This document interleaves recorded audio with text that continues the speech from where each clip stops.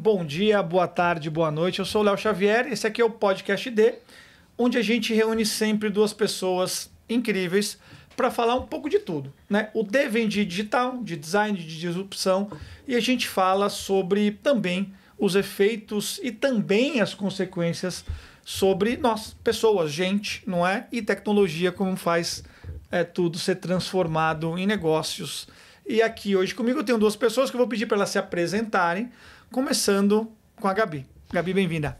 Muito obrigada pelo convite, Léo. É um prazer estar aqui com vocês. Eu sou a Gabriela Agostini, eu sou fundadora e co-diretora executiva do OLAB, que é uma organização sem fins lucrativos, que nasceu no Rio de Janeiro há 11 anos atrás. E a gente trabalha com tecnologia e inovação muito numa perspectiva de democratizar acesso e de diversificar essa cena que vem de um histórico tão concentrado. E na paralela também, enfim, rodo aí os eventos de inovação, de tecnologia, um tanto de produção de conteúdo, acompanhando um pouco desses processos da transformação digital e de como é que a gente faz para isso servir ao bem-estar das pessoas, né, e da população no geral. É isso aí. Maravilha. Paulo, bem-vindo. Bom dia, Léo. Bom dia, Gabi. Eu sou o Paulo Esperandil, Chief Marketing Officer da TIM Brasil. Tenho nas minhas responsabilidades toda a estrutura de ofertas, de serviços, de produtos, Customer Value Management, Business Intelligence, parcerias, inovação, novos negócios. E tenho trabalhado bastante em todo o cenário de transformação digital aplicado à realidade da TIM Brasil, tratando de discussões relacionadas à inovação em diversas camadas do nosso negócio, que invariavelmente acabam cruzando com a própria transformação digital da sociedade que a gente vive e de forma acelerada depois da pandemia. Prazer estar aqui com vocês e vamos ter uma conversa bacana. Você cuida de tudo isso e ainda consegue dormir algumas horas por dia, imagino. Quando meus filhos deixam. Mas, que maravilha. Então, tá fácil. Porque tem uma bebezinha de 1 ano e meio que às vezes... Eita! Que maravilha, muito bom. Eu vou começar falando, óbvio, a gente fala muito de tecnologia, de transformação digital, né, de inovação, de IA, claro, mas eu quero começar falando de gente, de pessoas. E aí eu queria ouvir um pouquinho, Gabi, contando um pouco mais da tua organização, né, do teu negócio, da tua empresa. Por onde vocês estão olhando, o que vocês estão construindo e transformando do ponto de vista de gente mesmo, para esse mundo de tecnologia? Acho que vale a pena você dividir aqui comigo, com o Paulo, com a audiência também, um pouco dessa sua perspectiva aí de o que você tem feito, mas para onde você está levando aí as pessoas, para onde você está levando esse seu impacto grande? Bom, acho que tem um ponto que é muito condutor do meu trabalho, não só no OLAB, mas na vida assim como um todo, e que a gente tem tentado trazer para as empresas, para as pessoas no geral, que é que a tecnologia ela é uma ferramenta, né? E ela tem que servir para a gente resolver problemas, para gerar uma melhora de bem-estar, para que o país se desenvolva, para que a vida das pessoas melhorem. E parece uma coisa óbvia, mas no fundo a gente sabe que não é, né? A gente, quando olha aí para o mundo, a gente está aí, né?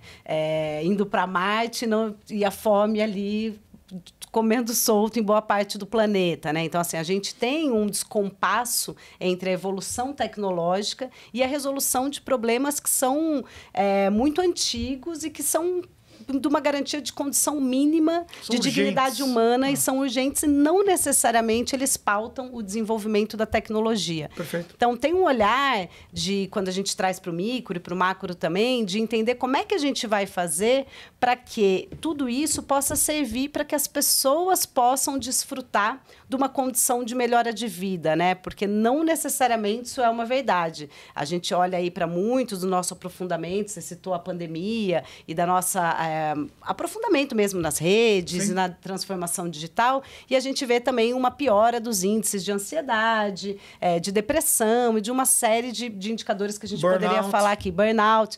Então, assim, como é que a gente faz para fazer com que tudo isso rode para melhorar a vida das pessoas, da população e do planeta como um todo, e não criar algo que a gente fique refém dela mesma, né? Porque daí qual o sentido? Então, eu acho que essa é uma discussão que parece simples, mas ela é super relevante, assim. Como é que a gente faz para que, quando a gente olha para o Brasil, que é um país profundamente desigual, com distorções absurdas, né? Desde a sua fundação e marcado pela sua história, e quando a gente olha que a tecnologia, em especial, ela está concentrada em grupos muito homogêneos, né, que costumam ser mais masculinos, mais cis, mais de uma determinada faixa populacional, enfim, brancos e etc., como é que a gente faz para que isso se democratize e que todos os grupos populacionais possam ter acesso à produção das tecnologias e à resolução dos seus problemas e a sua forma de ver o mundo, sabe? Então, isso e é assim que você atua no Lab, né? Assim, construindo essas pontes de diversidade, inclusão e equidade entre pessoas e empresas, construindo programas para as empresas. Não é isso que você faz? Conta pra gente, que isso é bem legal, é bem interessante. Um pedaço aí do que vocês fazem lá. A gente, nos últimos anos, o Olab não nasceu para fazer isso, foi uma coisa que foi acontecendo ao longo do tempo. A gente estava muito mais focado no usuário da ponta, digamos assim, no B2C. E com o tempo, as empresas, as marcas, as estruturas, né, as organizações começaram a nos procurar para fazer programas, ações, políticas e tudo mais. E a gente acabou desenhando esse processo de construções de ações, atividades, políticas de diversidade, equidade e inclusão, que, na verdade, vai até um pouco além disso, assim, né? Que é essa junção do público-alvo, do usuário, aos processos de produção. E aí, assim, o que a gente tem reparado é que é muito importante que a gente traga isso para desde o processo do questionamento e do desenvolvimento das próprias tecnologias, sabe? Porque a gente está acostumado a fazer teste, né, com o usuário final. Então, a indústria, as corporações sempre incorporaram essa dimensão, obviamente, mas com a aceleração tecnológica, um mundo tão exponencial, não dá mais tempo de você construir um produto, testar, estar sujeito a uma crise e depois ver, putz, a gente tem que ajustar aqui e ali. Então, você tem que trazer para o processo de produção da própria tecnologia, do processo interno das organizações, as pessoas que representam aquele consumidor, aquele usuário final, porque você encurta uma etapa e você garante uma inovação. Além de você melhorar a qualidade das perguntas, porque um grupo homogêneo é naturalmente menos questionador, né? Você parte de premissas parecidas, então certas discussões nem aparecem. Todo mundo está ali na mesma situação, você nem vai questionar. E todo mundo está concordando, você acha que está super certo. Não, todo mundo pensa a mesma coisa, que legal, que bacana. Bom, acertamos, né? É isso aqui. Quando você começa a trazer pessoas que olham diferente, que vivem a cidade diferente, que têm outra classe, outra cor, outra forma de ver o mundo, que percebe as coisas de outra forma, é natural que certas discussões apareçam. E isso, para o desenvolvimento dos produtos, é um ganho enorme, embora fique mais difícil, obviamente, porque você tem que lidar ali com dissensos e afins, mas, ao mesmo tempo, você antecipa aquilo que poderia ser uma crise, aquilo que poderia ser uma perda de oportunidade. Então, se a gente pensa, por exemplo, no Brasil, 56% da população brasileira se considera negra. Qual a porcentagem de pessoas negras dentro das empresas, em alto escalão, produzindo tecnologia, por exemplo? É ínfima, é muito pequena. Normalmente, esse dado nem existe. E aí você olha e fala, tem uma perda de potencial de atendimento ao mercado consumidor, porque tem uma série de coisas que você poderia estar criando, questões que poderiam estar surgindo e que você deixa margem de oportunidade mesmo, né? E se a gente soma isso com a nossa cultura colonizada, onde a gente, principalmente na inovação, se referencia muito em mercados externos, a gente dá copy-colle de metodologia, de forma de pensar, de política dos Estados Unidos, da Inglaterra, de alguns países selecionados sem nem questionar, você olha e fala, não tem como dar certo. A nossa cultura e a nossa forma de ser e fazer traz uma série de oportunidades na criação de desenvolvimento de produtos e serviços que a gente está perdendo. Total. Então, assim, esse eu acho que é o principal ponto quando a gente fala com as empresas, com as grandes estruturas, que é o de entender a perda de oportunidade mesmo e da cultura do aprendizado. Porque uma cultura que questiona a si mesma, ela está aprendendo todo o tempo. Você está trazendo as discussões, você está permitindo que coisas que as pessoas lá da porta, do lado de fora, estão olhando e falando, não, mas essa marca aí, olha isso, né? Você está trazendo para dentro. Então, você pode olhar para isso como uma grande oportunidade de criar uma cultura de aprendizado que está profundamente ligada a uma cultura de inovação. Super. E aí, eu acho que tem uma conexão enorme aqui, com o que eu iria endereçar primeiro aqui para o Paulo. Bom, quantos milhões de clientes tem? São 62 milhões de clientes. 62 milhões de clientes. Bom, isso é Brasil, certo? Brasil. E aí você está ali numa cadeira que, entre tantas coisas, você falou de ofertas, né, produtos, você tem que pensar o que você vai entregar de produto, de oferta, de serviços para essas 62 milhões de pessoas. Lembrando que você é no mínimo, uma utility, né? Assim, água, luz internet. Você é a internet, você é a conectividade. Como é esse desafio assim brutal de inovar num ambiente que é super competitivo? Você tem lá 2 competidores gigantescos também. Sim. Você tem que falar com 60 milhões de pessoas e tentar chegar em 65, 68, 70 e vamos chegar lá, imagino eu. Como que você dá na cadeira de quem está pensando o posicionamento dessa operadora, pensando o produto, pensando a oferta? Como é que você lida no dia a dia com esse desafio, Paulo, de beleza, sentei aqui, agora vou montar, tô no operador, vou montar um produto, vou montar um plano, vou montar alguma coisa para 62 milhões de pessoas? Eu acho que o primeiro ponto é você não se apegar a paradigmas pré-existentes, sempre, invariavelmente. Porque é relativamente cômodo, e eu acho que grandes empresas como a nossa e grandes empresas em geral acabam se acomodando sobre o que funcionou no passado, que nem sempre é uma verdade perene e duradoura.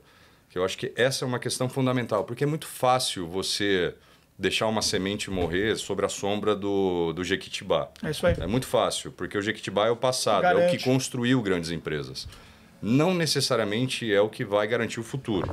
E se você deixar a sombra desse Jequitibá matar uma mudinha pequenininha, que em algum momento pode ser uma nova grande árvore, é uma armadilha muito perigosa para grandes empresas, que você tem que ter capacidade organizacional, corporativa, vontade e foco para você conseguir manter a árvore que está lá plantada, grandona, de pé. Mas também poder florescer outras coisas. Mas também poder florescer outras coisas. Porque e tem, na literatura você tem diversos casos de empresas que sentaram sobre o próprio sucesso e foi o próprio Armagedon dessas empresas. Tem uma série de casos.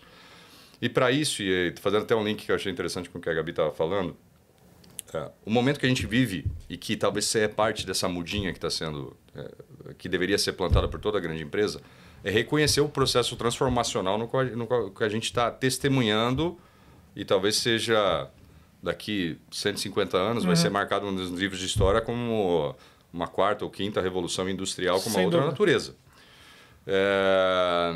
Que é toda a parte de transformação digital, utilização massiva de IA, etc, etc, etc. E no que a Gabi estava falando, essa questão de você tratar a tecnologia, tem toda a discussão, né? Todas as dúvidas nos Estados Unidos, tem bastante isso. Não, porque IA todo mundo vai perder o emprego por causa de IA, todo mundo vai para a rua, etc. Não exatamente, não é a natureza dos mercados mundiais onde a gente opera desde há 500 anos. Não é essa a natureza dos mercados. O que acontece, senão, o que aconteceria? Todo mundo estaria desempregado quando surgiu o motor a vapor e o carro. É isso aí. Então, todo mundo que criava cavalo em 1870 nunca mais teria emprego? Não. O mercado se adaptou, as pessoas se adaptaram a essa nova realidade. E a gente tem que reconhecer que o que está vindo muda o propósito e a natureza do que as empresas, do que as organizações podem e devem fazer. Então, AI, a de transformação digital, reduz a carga processual das atividades dia a dia de qualquer grande corporação. E libera potencial. E libera potencial. Potencial para quê? Potencial para você fazer entendimentos mais profundos sobre discussões de propósito, produto, quem você atende, como você atende. Linkando também com o que a Gabi estava falando.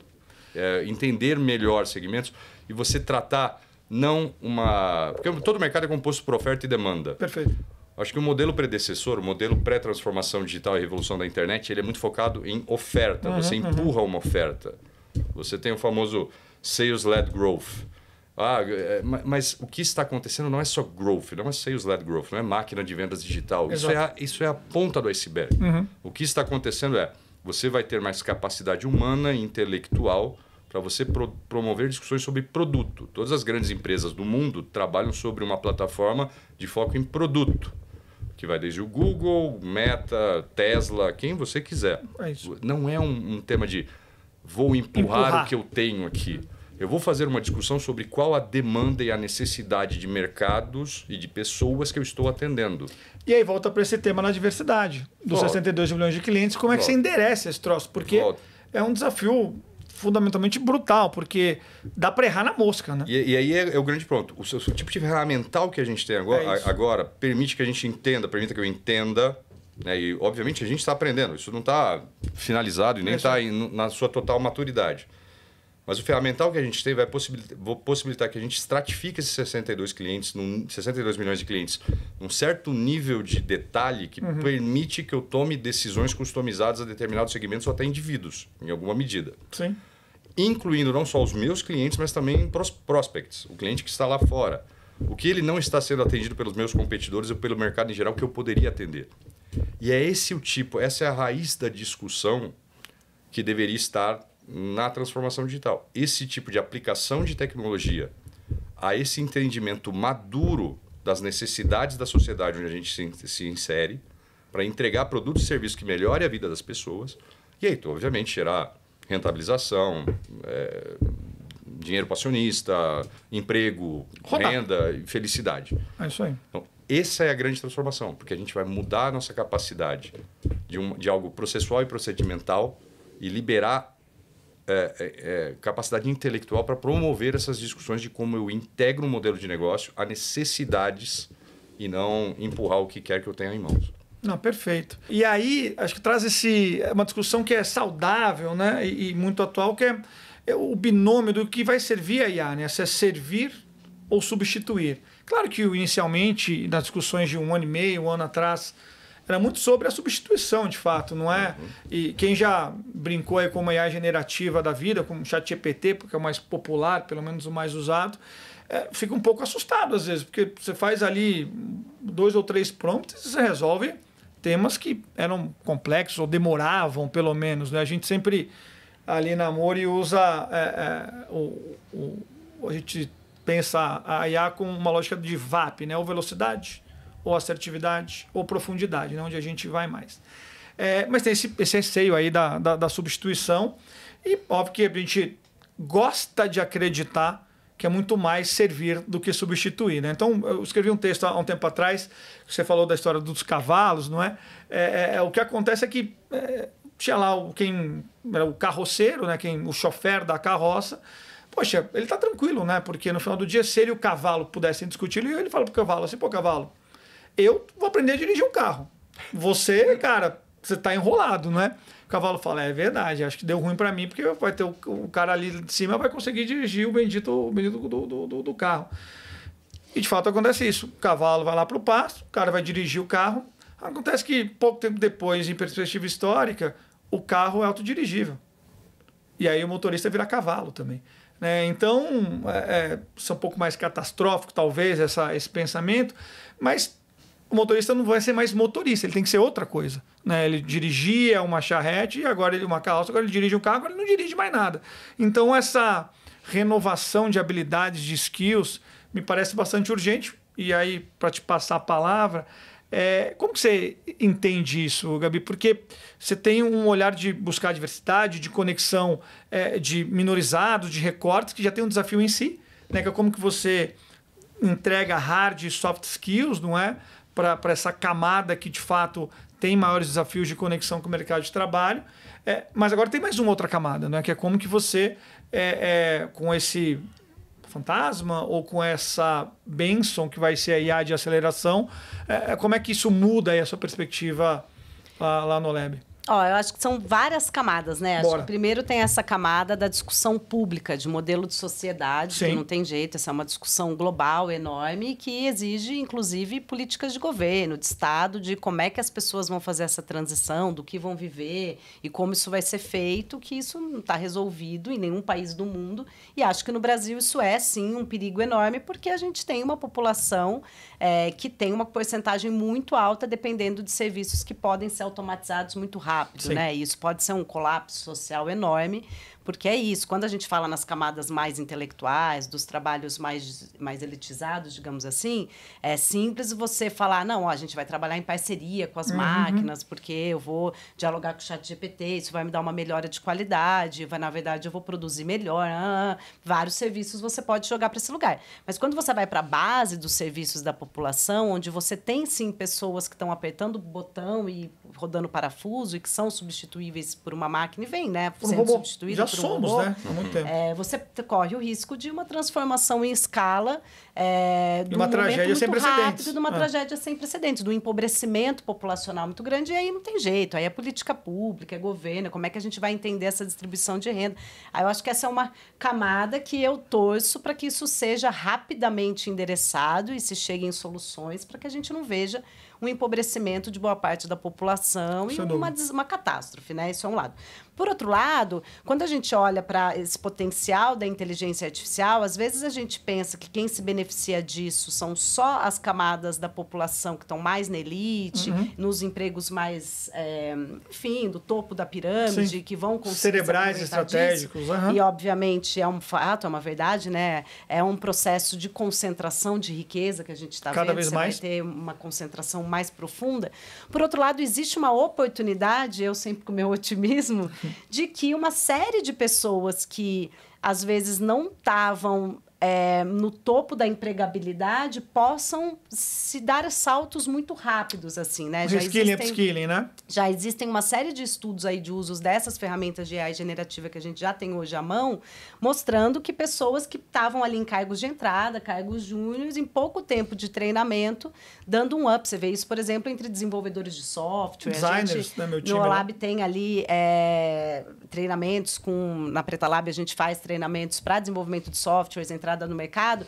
Você tem, na verdade, uma possibilidade de falar uma linguagem de software, converter para várias e, de repente, ampliar a sua gama de prestação de serviço. Tá numa linha que seria considerado júnior e, de repente, vira sênior em meses. Isso a gente nunca viu antes. Então, na verdade, existe também uma série de estudos colocando como, pela primeira vez, a gente tem uma ameaça de empregos de colarinho branco do homem branco elitizado das famílias tradicionais, assim. Porque esses empregos também estão ameaçados. Eles estão. E aí eu acho que a gente tem a oportunidade de fazer também uma virada, sabe? Digo, uma virada de pessoas que vieram de condições menos favorecidas economicamente do como a gente construiu o país, de repente, ocuparem espaços de pessoas que estavam mais bem posicionadas por aproveitar uma certa onda de educação e de oportunidade. Se a gente conseguir aproveitar isso dessa forma, talvez a gente remodele uma série de produtos, serviços, empresas e mercados que pode ser muito benéfico para o país, sabe? E seguindo o seu otimismo, Gabi, é bom lembrar que o Brasil e o brasileiro tem uma coisa muito peculiar quando a gente fala de adoção de tecnologia, certo?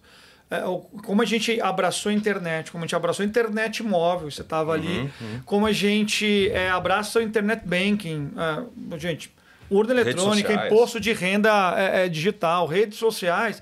O brasileiro é o primeiro, segundo em qualquer rede social, até desproporcionalmente falando, obviamente. Então, eu tenho um otimismo nessa coisa da gente poder abraçar também as AI generativas, sem dúvida, políticas públicas são importantes, mas eu não eximo também políticas privadas, não, empresas que possam, no final das contas, também ter um quê de responsabilidade. Por um lado, está adotando de maneira massiva e também massivamente está cortando gente, por outro lado, tem um quê de responsabilidade. E tem um tema que é importante também, né? E de regulação, eventualmente. Isso é super importante. Eu ia chegar exatamente nesse ponto. E de regulação. Eu acho que, assim, a grande vantagem do modelo de mercados onde a gente opera é a capacidade de adaptação rápida. Isso, né, é provado em maioria das grandes economias mundiais.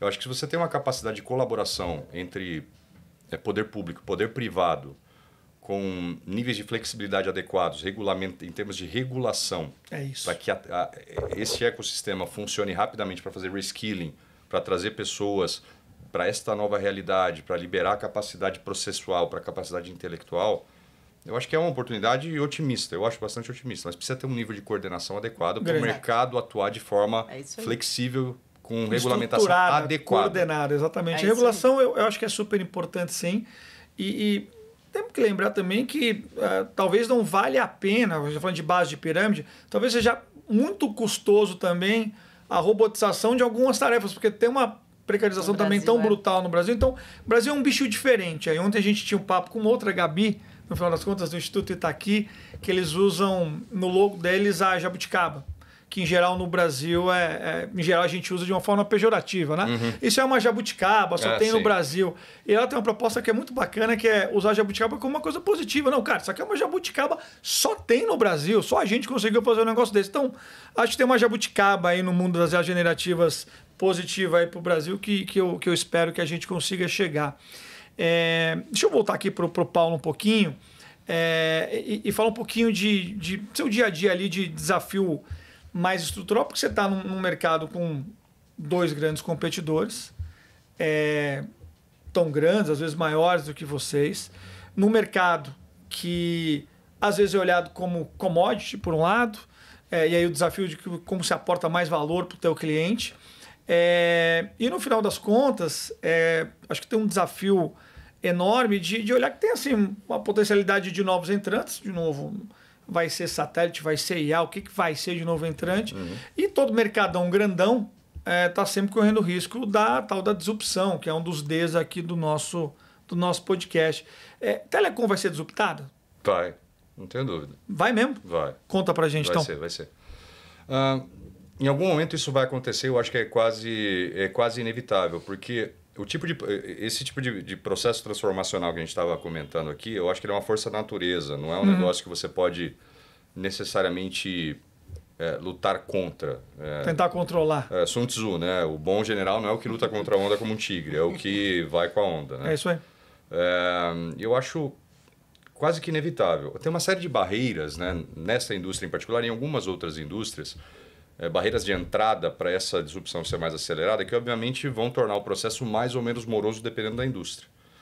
Telecom tem uma série de barreiras de regulação, inclusive, tem barreiras financeiras, porque é um custo de CAPEX de entrada relativamente alto, tem uma série de temas relacionados que acabam tornando esse processo, no nosso caso, talvez mais moroso do que em relação às outras indústrias, mas eu acho que é algo inevitável, porque em algum momento todo esse ecossistema de poder público e poder privado vai se estabelecer num formato onde alguém vai conseguir aplicar todo este ferramental de digitalização, de AI, etc. e tal, num formato que vai desbloquear novos bolsões de valor no mercado, atacando exatamente aquilo que a gente estava falando. Premissas do que funcionava no passado que não funcionarão no futuro. É isso que vai acontecer. E alguém vai acertar. Espero que seja vocês. E assim, a nossa crença é que em algum formato, e a gente está tendo discussões bastante profundas sobre isso, talvez não necessariamente um entrante, talvez as próprias empresas estabelecidas vão fazer isso, ou deveriam fazer isso. Sim.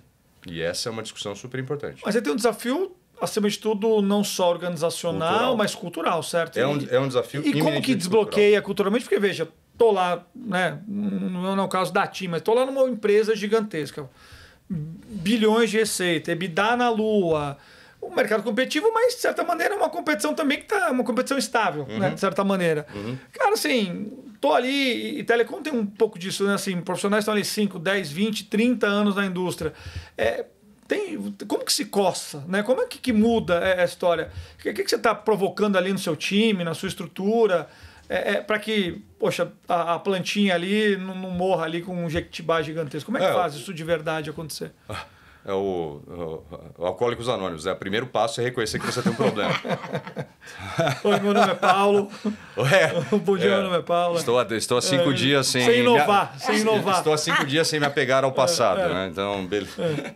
Então, a primeira coisa é isso. Então, e esse é um trabalho duro. E a primeira palavra sobre isso é perseverança. Perseverança, porque você tem que olhar para isso e falar, cara, eu tenho que reconhecer. E não é uma questão só ideológica. Tem que ser uma questão factual. Porque senão você não convence uma estrutura do tamanho de uma grande empresa que é organizada como funções. Sim. Aí você tem o marketing, tem o financeiro, tem a operação, tem não sei o que, tem não sei o que lá. Porque esse é o modelo tradicional, o modelo legado daquele mundo do passado. Perfeito.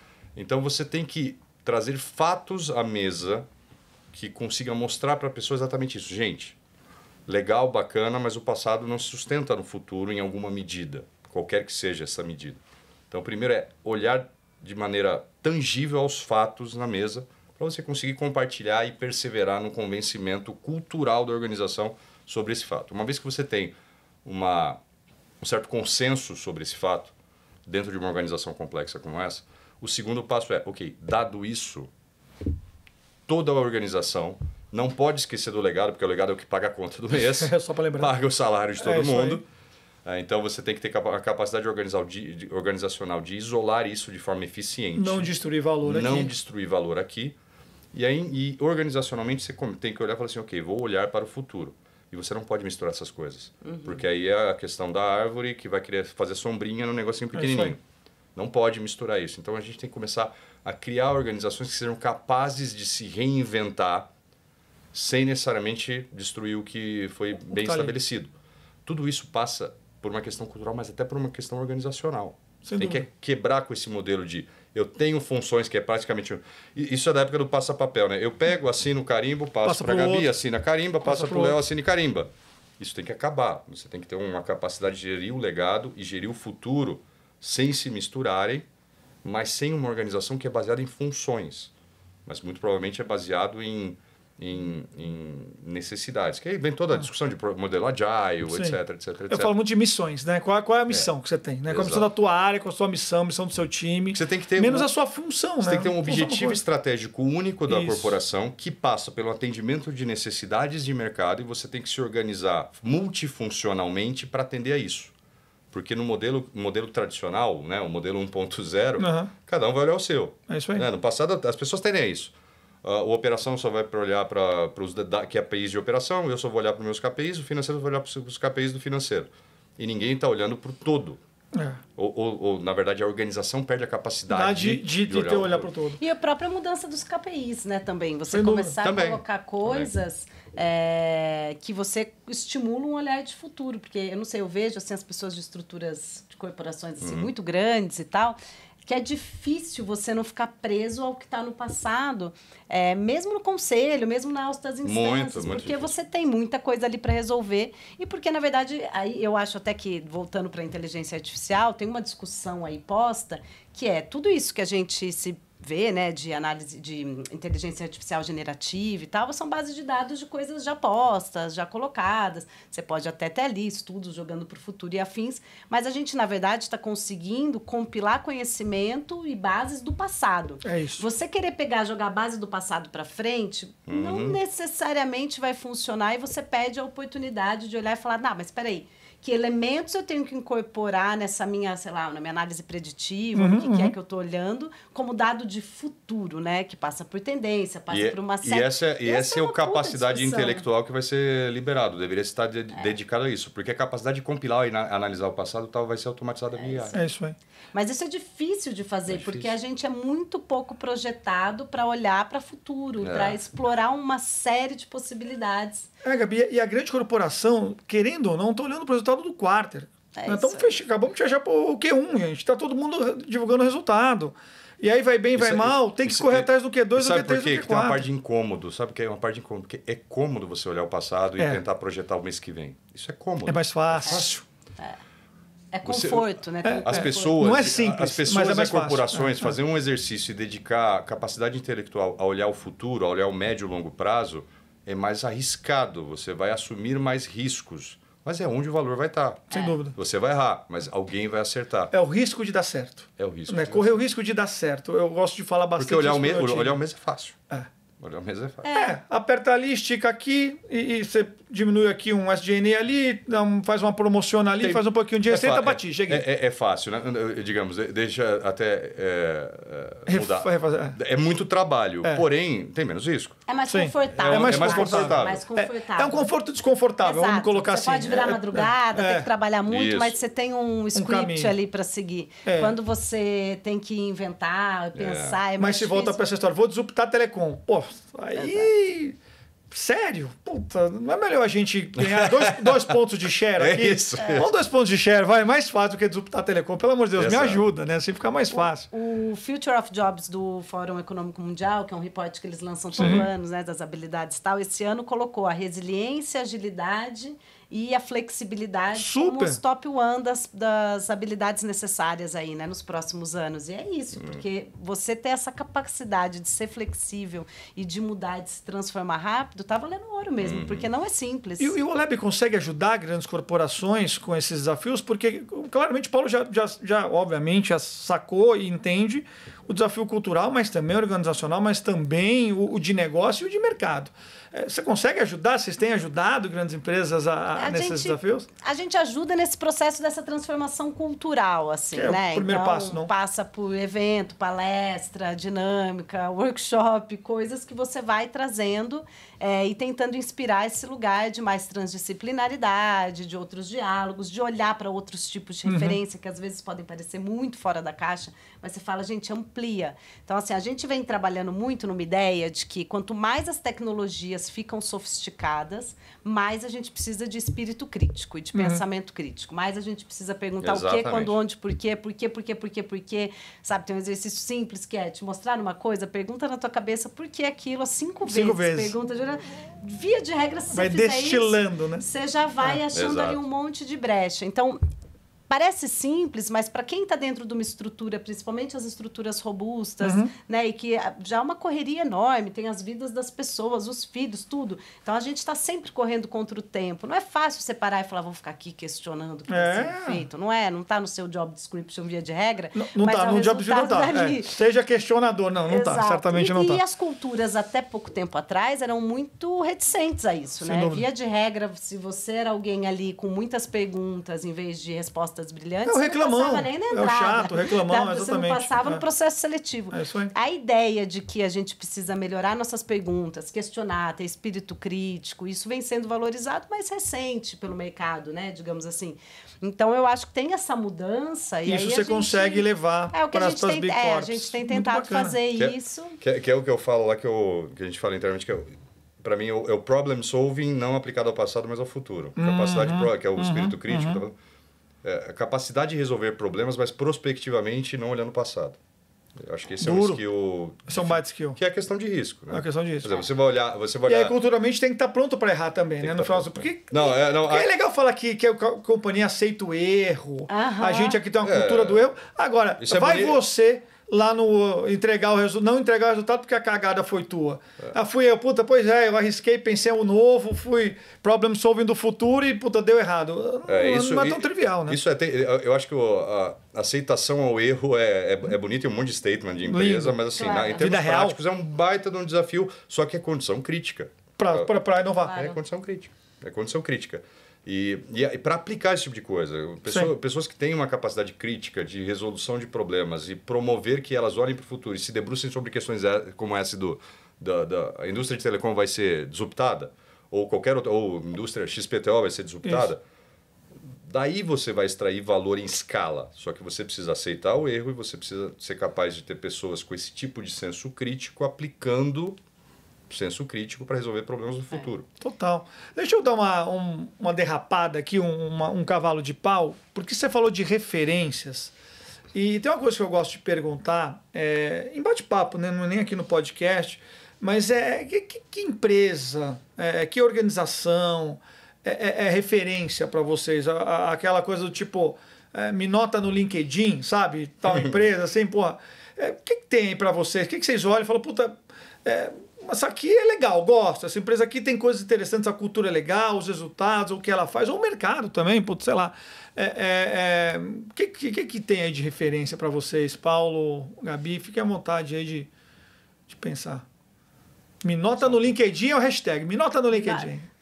Você diz dessas grandes... Não, qualquer organização que para você é uma referência. Você fala, cara, posso começar? Eu quando montei ali a Ponto Mob, na verdade... Eu olhava para a própria Isobar e para a RGA também, esse é o que eu queria ser quando crescer. Empresas que pensam a inovação, muito orientadas por produto e menos por publicidade e campanha. tive aí a felicidade de vender a Pontual para a Isobar e presidir a Isobar por um tempo. É verdade que era muito mais publicidade do que produto lá, mas a Isobar Chicago era a que eu queria ser quando crescer. Então eu tinha essa coisa. Eram empresas que eu falava, cara, o que esses caras fazem é bacana, assim. Eu acho que eu seria feliz ali, sabe? Então, RGA é uma delas, RGA, né? E a Isobar também eram, ali há um tempo atrás, coisas bacanas, assim. Hoje, o que eu olho para a Mori são empresas que eu projeto sempre tudo que eu faço ali no dia a dia. Eu me pergunto o que as empresas legais em 2030 vão estar fazendo que eu posso fazer hoje. Né? Então, eu olho para isso. Então, quando eu vejo uma Netflix, assim, com a cultura deles, eu falo, puta, se for verdade mesmo o que está ali no livro, não é? Pô, isso é legal demais, isso é bacana demais. Então, só para ajudar vocês aqui, falo eu primeiro de mim. Vou dar 2 exemplos. Um da minha indústria, né, que eu já estudei bastante o case, a T-Mobile dos Estados Unidos. Ela é bacana. Eles têm um case bastante interessante de posicionamento, que a gente tem estudo, a gente tenta até, em alguma medida, né, aprender com eles. Sim. Eles têm um case super bacana. E fora da indústria, aí, observação, exceto polêmicas, não entro nisso, a Tesla, como uma empresa de produto, eu acho... Esquece o barulho. Tira o barulho, né? Tira o barulho. Não vou entrar nessa seara. Não entrarei nessa seara. Porém, como uma empresa de produto, é espetacular. É genial. Eles pegaram um negócio que considerava-se absolutamente comoditizado e criaram um produto. Você entra num Tesla, você fala, cara, é legal. É legal. Isso é um produto legal. É uma experiência bacana de produto. Pensaram um produto, cara, que espetacular. Então, e voltando para o que você falou do Sales LED, né, do Product LED, pô, Tesla gasta $6 para vender o carro, GM Ford $400. Exatamente. Sales, empurrando para vender o vai empurrando. A Tesla faz isso. Vai ser comprado, né?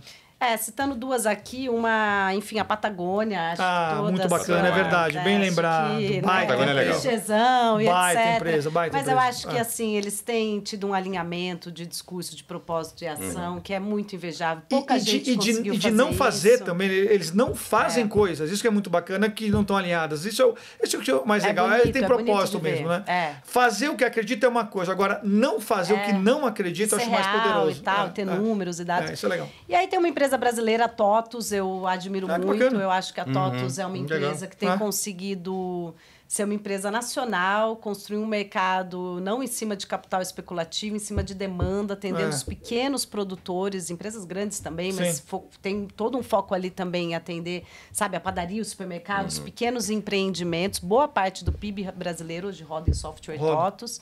É uma loucura isso. E é uma empresa que, assim... Lá na rua, vida real lá na rua. Tem uma diversidade, tem um investimento numa universidade corporativa, num processo um Instituto de Desenvolvimento Social, como é que chama? IOS, acho que chama, de Oportunidade Social, que é uma escola de programação, está empregando uma galera de periferia. Eu acho que eles têm dado alguns checks que a gente sabe que é difícil de fazer. E quando a gente olha para a tecnologia, que é sempre tudo tão importado, a gente trazendo tudo tão de fora, ter um player dessa relevância dentro do país, eu acho muito legal. É de dar orgulho, assim. né? O Jabuticaba, a boa Jabuticaba, né? No final das contas. Falando um pouco ainda, falando mais pessoalmente, assim, daquela fuçada lá no LinkedIn de vocês, para entender a história e tudo mais. Ambos os pianos, né? Fez engenharia ali na Polis, fez jornalismo. Eu estudei publicidade também ali na ECA. Então, estamos aqui, estamos em casa. Conta rapidinho um pouco dessa progressão de carreira. Pô, você CMO, você virou uma empreendedora de impacto social, CEO do negócio. Como é que vocês chegaram lá, assim? E quando vocês estavam ali na faculdade, quer dizer, era essa trajetória? Pô, engenharia, chegar para CMO, acho que torce um pouco. Jornalista, né? E você trabalhou também em editoras, trabalhou em redação. Como que chegou ali? A vida é muito bacana, né? essa loucura. Como a gente tem uma parcela da audiência que está aí em começo de carreira, acho que é legal ouvir como vocês chegaram aqui. A primeira coisa é, se planejem, o seu plano não vai dar certo. Isso aí. E não sofram, né? Eu juro, minha lição de quase 25 anos, 22 anos nisso, você precisa de um plano. Você precisa ter uma ideia de onde você quer chegar.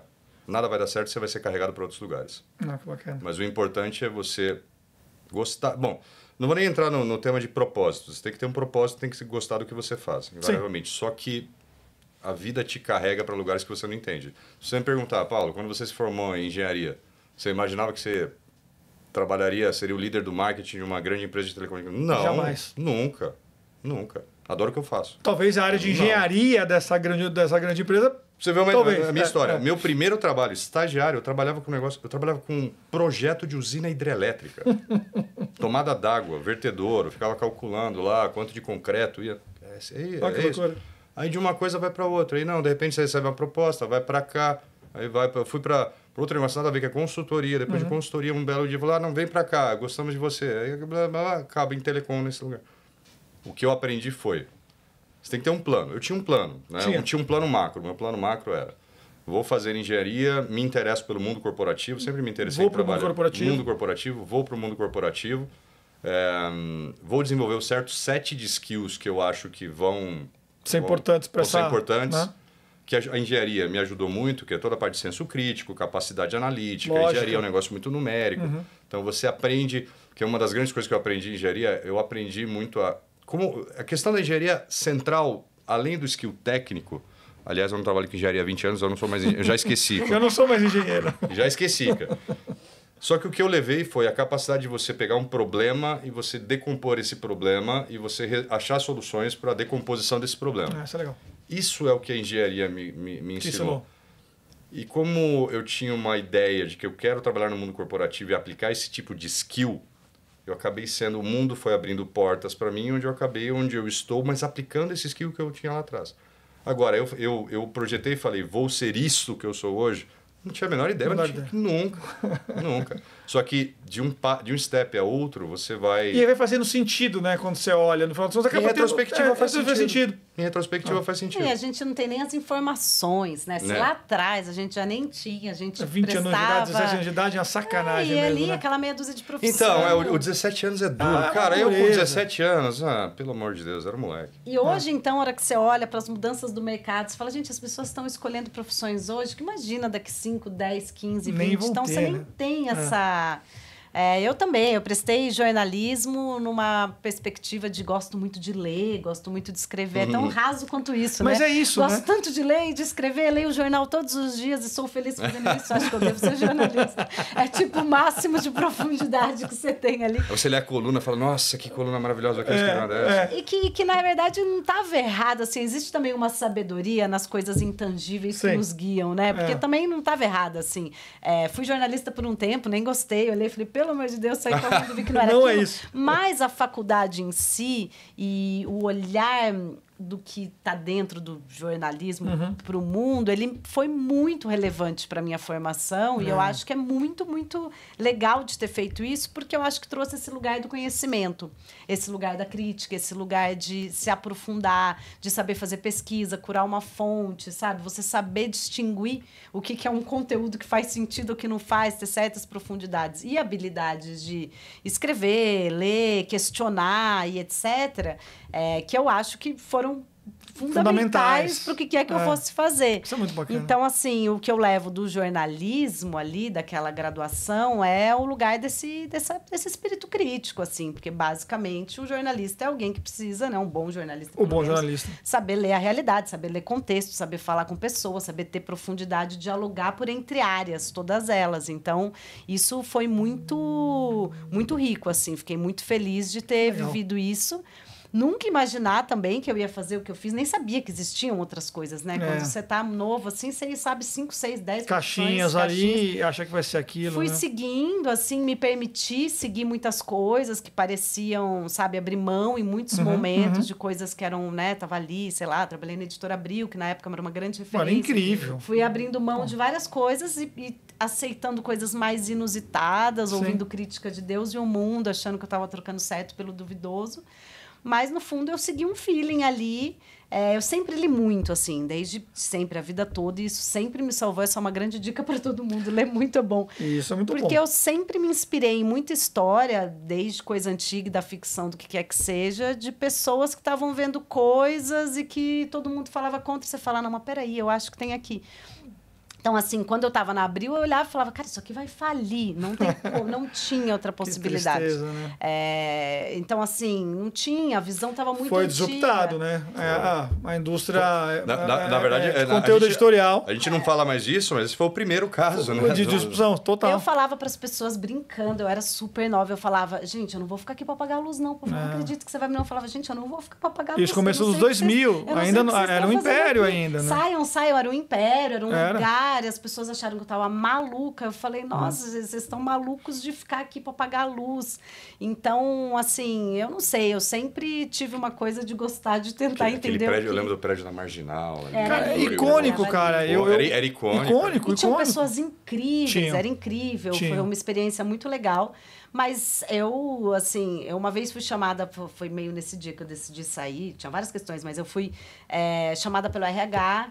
Eu estava num cargo de digital ali, um cargo baixo e tal, mas eu fazia um pouco de cada coisa, porque era um site, né?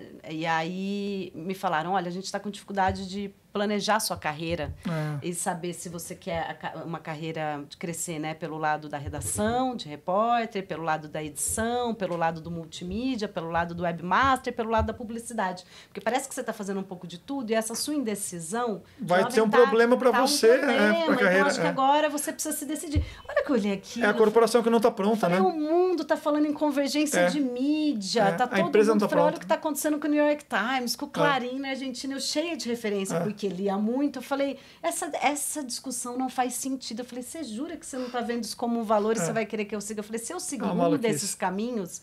Aí o Cacá matou todo o meu potencial. Mas olha, isso aconteceu há 20 anos, mas acontece todo dia ainda, no final das contas, né? A gente tá, olha, esse podcast, ele é sempre assim, né, Amanda, nossa maravilhosa produtora ali. Sempre a gente vai falando e começa a falar um monte de coisa, e quando a gente viu, já passou mais de 1 hora e a gente está quase lá. Então eu vou querer começar a dar uma fechadinha aqui e vou começar com você. Você falou que lê muito. Então quero dicas. Queremos dicas para a nossa audiência. Pode ser de leitura, mas pode ser também de podcast, pode ser de alguém para seguir no Instagram, um perfil no YouTube, o que qualquer que seja. Dá umas dicas para até dentro do seu universo ou não, mas dicas da Gabi para a nossa audiência. Eu tenho lido muito, a gente no Olab tem se debruçado muito nesse momento do mundo, assim, sobre imaginação, que eu acho que é talvez a das grandes habilidades que compete aí a nós humanos nesse diálogo com as máquinas. É o que vai nos restar. E acho que a gente está carente do imaginário mesmo, sabe? Quando você conversa com gente de tudo quanto é tipo... Você pode jogar ao alto nível ministerial, às corporações, a todo mundo, a nós mesmos, assim. Existe uma carência de imaginário, de você falar assim, fecha o olho, imagina como você queria que o mundo fosse em 5 anos. Assim, a gente está muito... Tem uma dificuldade. Eu acho que esse é um dos grandes problemas. Vai perguntar para o ChatGPT, né? Como será em 5 anos? Ele não vai resolver. Então, assim... Aí tem um livro muito bonito que chama Imagination, da Ruha Benjamin, que é uma pesquisadora, uma mulher negra americana, que ela tem falado muito sobre a imaginação. Sabe se tem tradução para o Brasil ou ainda não? Não tem tradução ainda para o Brasil. Tudo bem, mas a gente põe um linkzinho ali na... Põe um link aí. Esse você joga no chat GPT, é para isso. Você traduz. Esse é um livro. Outro livro que tem a ver sobre isso, mas é Sonhos, aí está em português, é dos Yanomamis, O Sonho dos Outros, O Desejo dos Outros. A gente, o pessoal faz sobre os sonhos, busca no Google e a gente chega nas culturas Yanomamis, e o poder isso. que isso tem como processo político de construção das comunidades ali. É muito legal. Outras dicas aí, deixem nos comentários sobre sonhos, imaginações e afins, que a gente tem tentado dialogar sobre isso. E é isso, não sei o que mais aí. Pensa aí, Paulo Esperandio, dicas de Paulo Esperandio para a nossa audiência. Eu tenho lido pessoalmente bastante sobre estoicismo recentemente. Uau! Estoicismo é uma linha filosófica, né? Uma linha de filosofia que prosperou ali nos primeiros séculos do cristianismo. Eu tenho lido bastante sobre o imperador Marcos Aurelius. Quem assistiu Gladiador, né, é representado ali no filme Gladiador. Mas, para quem não sabe, ele tem uma série de coletâneas sobre filosofia comportamental e de liderança que são bastante interessantes. Quem tiver interesse, tem algumas coletâneas dele. Tem uma coletânea chamada Reflexões, do Marcos Aurelius, que é bastante interessante. Porque o estoicismo passa, e dentro das nossas funções de liderança, eu acho que é importante, passa sobre toda uma reflexão de integração com a natureza e você focar a sua energia em controlar o que você pode, não o que você não pode. Que é uma grande armadilha no nosso dia a dia, você querer brigar com o mundo, mudar tudo. Até sobre essa discussão de disrupção. Então você tem que focar no que você consegue controlar. Você tem que se integrar à natureza, ao ambiente onde você está, e você tem que entender o que você pode influenciar positivamente, sendo uma pessoa virtuosa, que é um tema bastante importante no estoicismo, que é você ter virtudes. Eu tenho lido bastante sobre isso, eu já conheci um pouco, aí tenho lido bastante, recomendo aí, quem quiser ler a obra do imperador romano Marcus Aurelius, o livro chama Reflexões, é bastante interessante sobre reflexões filosóficas relacionadas a isso. Porra, muito bacana. Eu vou dar uma dica também. Vai. Vou dar uma dica. Vou dar uma dica de musical. Hoje é musical, dica musical. Lançaram há 2 semanas uma banda chamada Men I Trust. Eles lançaram um novo álbum. Ouçam, porque é muito bacana. É um som... A vocalista, a líder da banda, tem uma voz que é aquela coisa meio... aquele familiar meio incômodo. Que eu já ouvi essa voz em algum lugar, mas você não ouviu, então isso é muito bacana. E é um som super tranquilo, muito melódico, e que você coloca para ouvir e, cara, você dá uma baixada, só dá aquela tranquilizada. Importante. E é gostoso. Então, Men I Trust, o último álbum deles está lá no Spotify ou qualquer streaming que vocês tenham, vale a pena. E agora a gente vai fechar, nós vamos fechar aqui o nosso programa. E aí, seguindo, vou sempre falar, o pedido do Alexandre Tarifa, que é o seguinte: o que a gente leva do que a gente conversou, na visão de vocês, para segunda-feira, né? Segunda-feira eu cheguei lá, ou em casa, ou cheguei ali no escritório, ou cheguei no meu home office, eu estou no home office também. O que eu levo desse nosso papo aqui? O que acho que é importante poder levar como aprendizado e como, talvez, desafio também, não é? Quem quiser começar, eu sei que essa daqui é pegadinha, mas segunda-feira lá no escritório, o que eu levo? Bom, vou começar aqui Vai então. Lá. Acho que, para mim, assim, um resumo que fica de tudo isso, juntando as falas todas, é chegar segunda-feira, olhar, entender que o mundo está se transformando, nada está dado, nada está garantido, e que olhar para si, se mudar é o princípio de tudo, e que exige novas posturas, assim, né? Como o Paulo falou, o poder olhar para frente, são as habilidades, as coisas todas que a gente disse, Virtudes. e aí trazer as virtudes, e aí trazendo para o que eu trouxe de questionar suas realidades, assim, suas escolhas, seus processos, o que está ao redor, como um primeiro passo para essa transformação. Muito bom, Gabi. Vou tentar ser bold agora.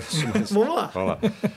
Acho que assim, o primeiro passo segunda-feira seria reconhecer que o mundo está em transformação, nem tudo a gente pode controlar, mas que cada pessoa precisa de um propósito, de um meaning, né, de um propósito e de virtudes para reconhecer e olhar para frente e entender como ser uma melhor pessoa, profissional ou um cidadão, considerando toda a transformação que está ocorrendo. Então, se readequar ao que está ocorrendo, que é talvez em velocidade sem precedente, e entender com qual propósito e com quais virtudes você vai se encaixar nesse novo mundo. É isso aí. Você viu só? Foi profundo, até esperei um segundo, porque foi profundo. Uma pausa dramática. Não dá pra acabar assim, de repente, não, foi super bacana. Tá vendo como podcast é legal? Porque são pessoas que aparentemente estão muito distantes, né, em jornadas, carreiras, visões, perspectivas, e a gente vai achando um monte de coisa em comum e tendo um papo que é muito valioso. Então, Gabi, super obrigado por você ter dado esse tempo com a gente, foi super legal. Paulo, sei que sua agenda também é uma complicação só, super obrigado. Para Fabiana também, que trabalha ali com o Paulo, ela se desdobrou para conseguir essa agenda. E para a Oli, que teve o prazer de te apresentar para a gente, que é a nossa produtora, está lá em Floripa. Então, gente, espero que vocês tenham curtido mais um episódio dessa segunda temporada. Tá pegando fogo, só coisa muito bacana. Fiquem bem e até a próxima. Muito obrigada. Obrigado. Obrigada. Boa. Valeu, gente.